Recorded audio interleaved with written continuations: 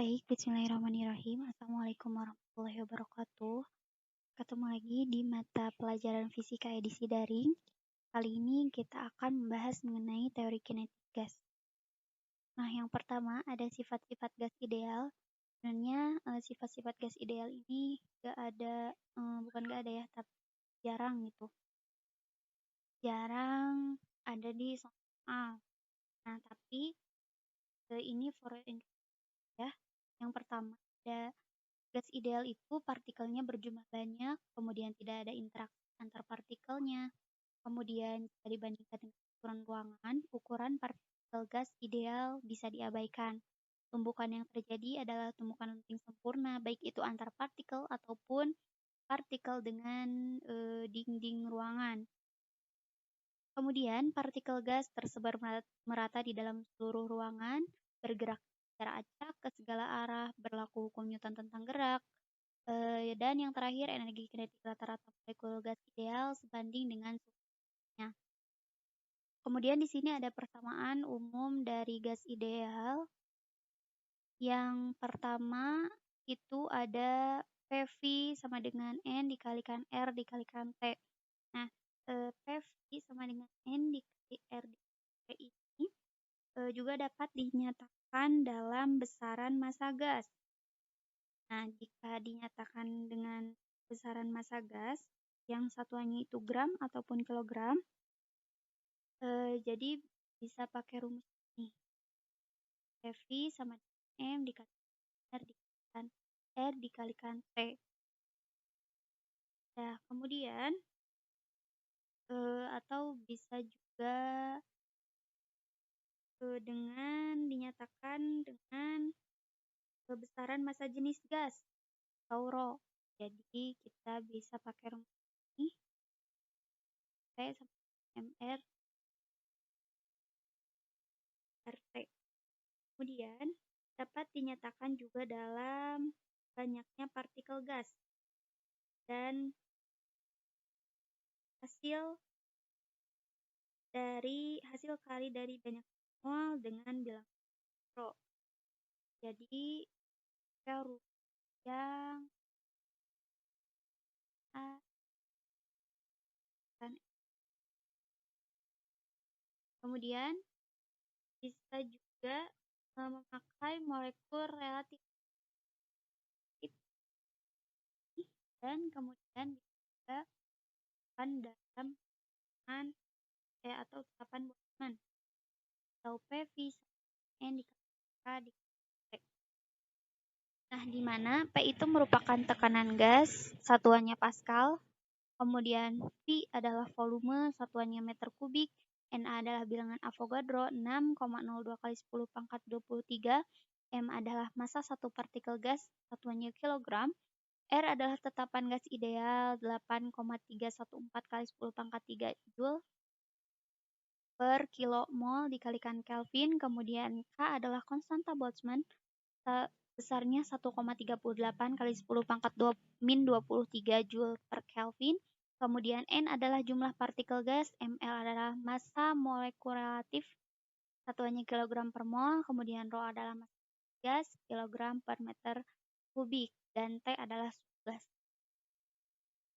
Nah, selanjutnya ada persamaan keadaan gas ideal. Ada hukum Boyle.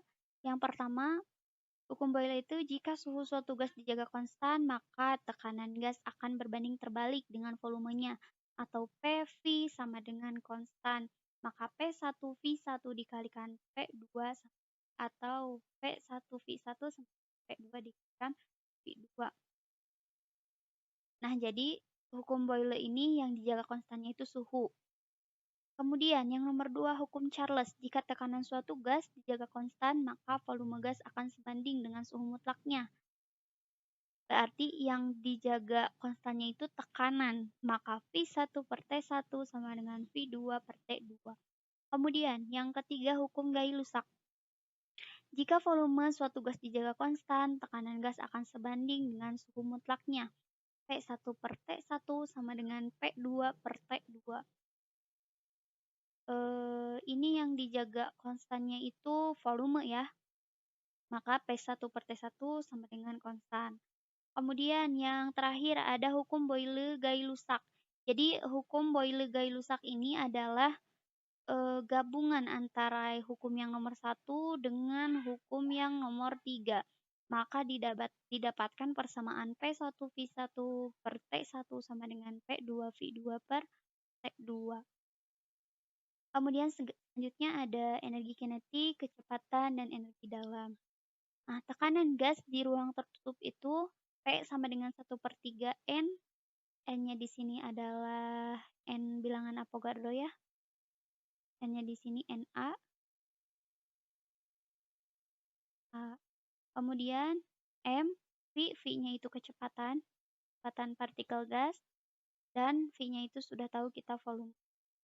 Atau 2/3 N per V dikalikan EK. EK di sini adalah energi kinetik.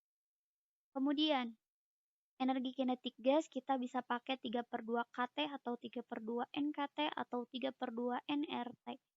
Selanjutnya kecepatan efektif gas ada PRMS atau root mean square RMS itu sama dengan akar 3 KT per M atau akar 3 RT per MR atau 3 nRT per M atau akar 3 P per rho.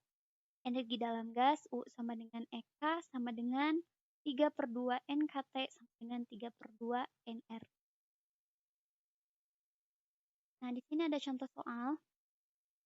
Pada keadaan normal T sama dengan 0 derajat dan P sama dengan 1 atmosfer, berapakah volume gas 4 gram oksigen O2 jika MrO2 32 kg mol, 32 kg per mol, R 3,8,314 Joule per kilomol dikalikan K, dan 1 atm itu sama dengan 10 pangkat 5 Newton per M kuadrat. Nah, di sini M-nya itu kita ubah dulu ke dalam kilogram. Nah, jadi tips nih buat kalian, jika R-nya itu dalam satuan Joule per kilomol dikalikan Kelvin, itu tekanannya harus dalam N per meter kubik ya, atau Pascal. Volumenya harus dalam meter kubik, maksudnya N per meter persegi, N per M kuadrat.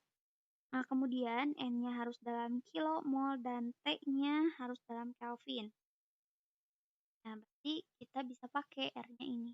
Nah, maka M-nya 4 gram itu harus diubah dulu ke kilogram. Jadi 4 kali 10 pangkat min 3 kilogram.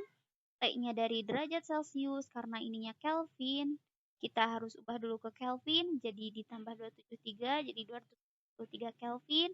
Kemudian 1 atm itu sama dengan ini sudah diketahui. Dan MrO2-nya juga sudah diketahui ini. Kemudian kita pakai rumus PV sama dengan M per MrO2 dikalikan RT. Maka kita dapatkan 2,8 kali 10 pangkat min 3.